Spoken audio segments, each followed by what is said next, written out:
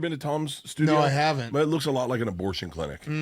Like, it looks like people just, and when they walk out, no one's smiling. They're like, ooh, ooh. I'm going to really break apart your studio. First of all, you can't walk in the door like you could here. No, you can't walk in the door. You got to go, It's called security, man. We have security guards. and then a twink comes out. What's his name? Tanner comes out, and he's Poor like, Tanner. oh, hey, cool. And you're like, hey, is Tom here yet? No, he's running late. You want coffee?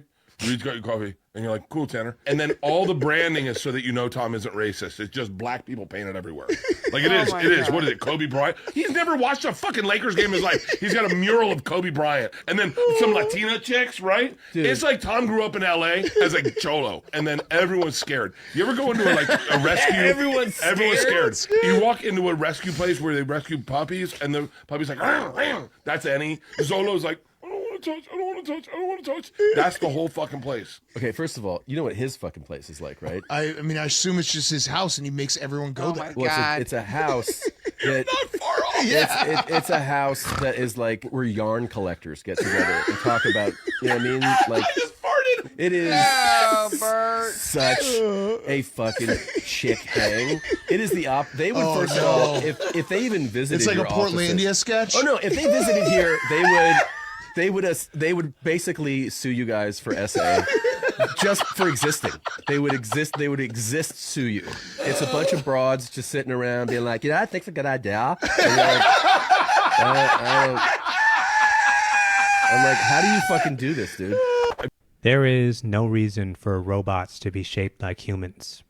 This is everything that's wrong with technology in a single product. I mean, the foundational principle of good design is form follows function. The shape of something should be dictated by what it's meant to do. A spoon is shaped like a spoon because it's meant to hold liquid. A spoon is a good complement to a hand because it can do things a hand can't do on its own. A robot hand is not better than a spoon. That is form mimicking form, not function.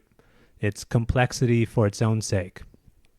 I mean, just think, if humans struggle to do certain tasks, why would you replace them with something that's shaped like a human? You're building in all of these same vulnerabilities. I mean, for most things, wheels are better than legs. Cavemen figured this out. I mean, Elon Musk is trying to build these humanoid robots with legs, but it's like, why do you think Tesla cars have wheels?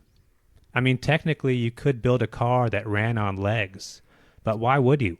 That's just needless complexity. They're trying to build these humanoid robots that do, like, everything, but all they're doing is ensuring the fact that they're not going to do anything particularly well. I mean, we can barely build a washer that's also a dryer. What makes you think we're going to build a janitor that's also a dentist? It's stupid. I mean, really what it is, this is human arrogance. When we think about intelligence, for some reason we see a reflection of ourselves. So we think if something's going to be smart, it has to look like us, has to walk like us, and think like us. But it's like, I mean, if fish were as smart as humans, they would build a robot that looks like a fish, and it wouldn't be able to go on land. Excuse me, where are you guys from? Do you speak, where are you from? I think I can speak your language, bro. Me? Yeah, where are you from? I'm from Congo. You're from Oloboka Lingala? Naloba Lingala. Nazomeka Koloba Lingala. Kombo nani?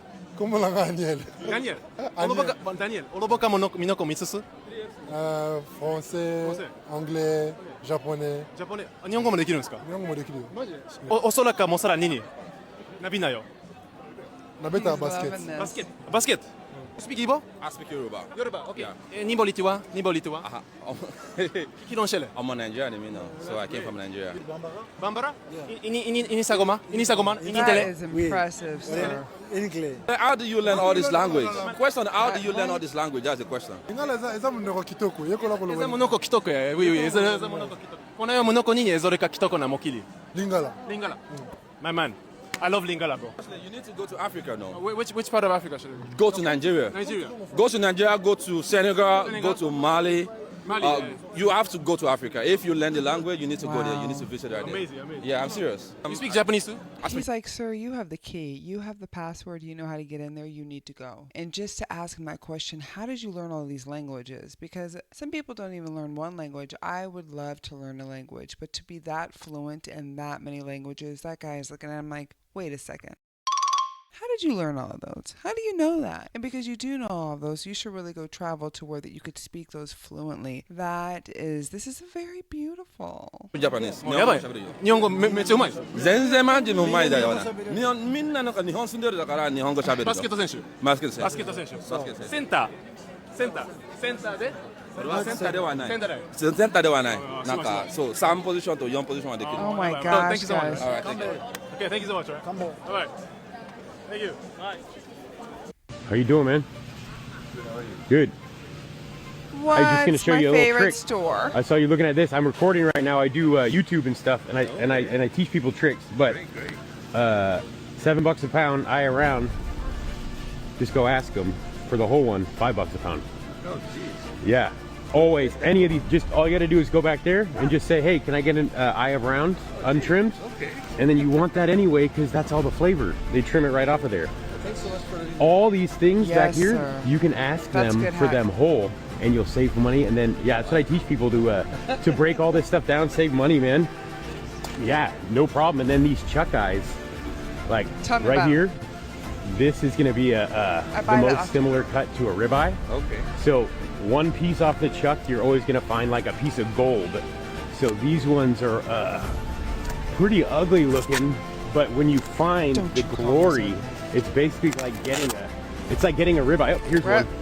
So here's a chuck eye. If you see that, it has the similarities to a ribeye because the next cut on the animal is the ribeye. So it's that last kind of like, it might be a ribeye, it might be a chuck. So you I basically make get a the ribeye for best $7 a roast pound. with that. So yeah, these are one of my favorite ones to get, man. And then the rest of the stuff, this is a Denver steak. So grill these and then use this for like braising or stew. So that's the trick, man. I'm Tony. I go by Meat Dad on social media. All right. He's like, All right, I man. don't know How you anything doing, you man? just told me. I was just joking. Good. You know when somebody comes up to you I'm and just talks gonna to show you and you- just starts telling you a bunch of information, and you're just like, whoa, you're just firing everything at me. You know, it could be a salesperson. It could be me. I'm just joking. But they're giving you all that information, and you're trying to store it all, and it's not.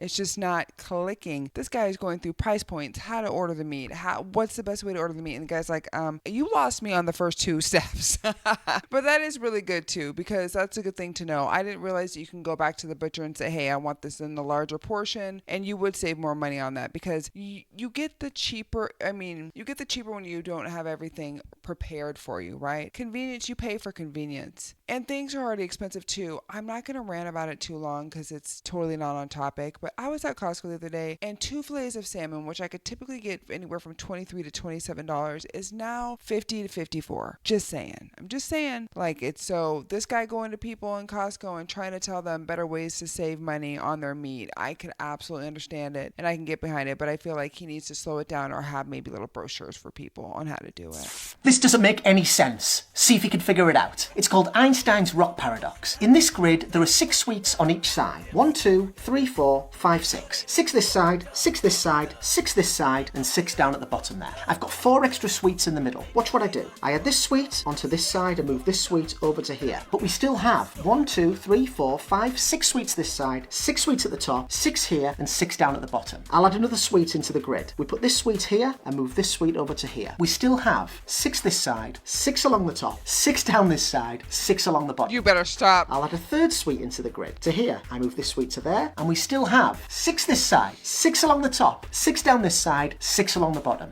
I'll add this final sweet into the grid. I move this sweet to here. We started with 4 in the middle. We've added them into the grid, and we still have 6 this side, 6 along the top, 6 down this side, 6 along the bottom. Einstein's rock paradox. How does that work?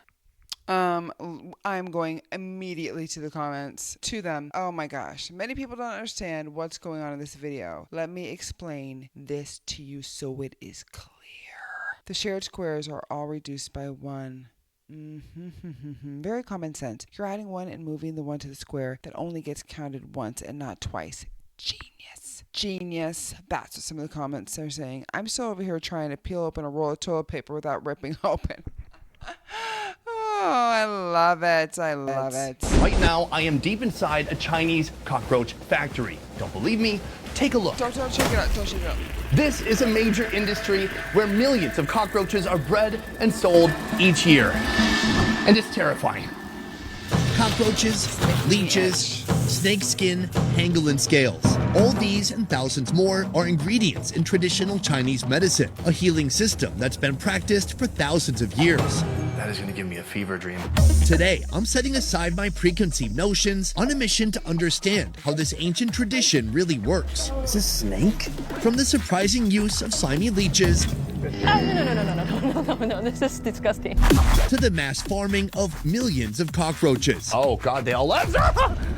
And by the end of this video, I'll come face to face with the world's most infamous insect. He's literally deep frying cockroaches. Cheers. Cheers. Tastes yummy.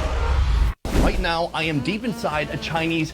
Could you imagine when you go home, you're just like showering forever, shaking your clothes, none of your clothes make it in the house, in fear that there might be a cockroach that jumped on you on the way out the door? I just do not want to work there, but I understand people do. I could never do it. I could never, ever, ever, ever, ever, ever, ever, ever, ever, ever do it. There was one time, probably about 10 years ago, where we cleaned a location where there was roaches at the apartment complex. I was so wigged out. My brother had to do it. I was like, I'll never do anything like this again. And I never have. I have never looked back. That was gross. My brother did most of it because I just could not do it.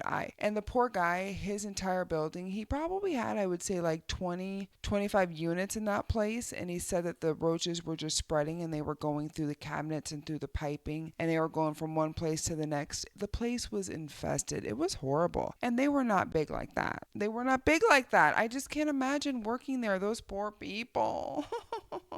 And then they just deep fried them. Like, you know what? There's enough meat on these bad boys. Look at them. They're size of damn little mini goldfish. You know what I'm saying? Like, come on. They just fried them. Gross, you guys. Oh, my husband put some gross ones in there today. Just some gross ones.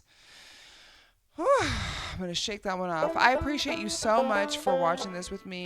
To all my return customers, thank you. If this is your first time, I hope you enjoyed the show. Make sure that you hit the subscribe button, and we'll see you next time.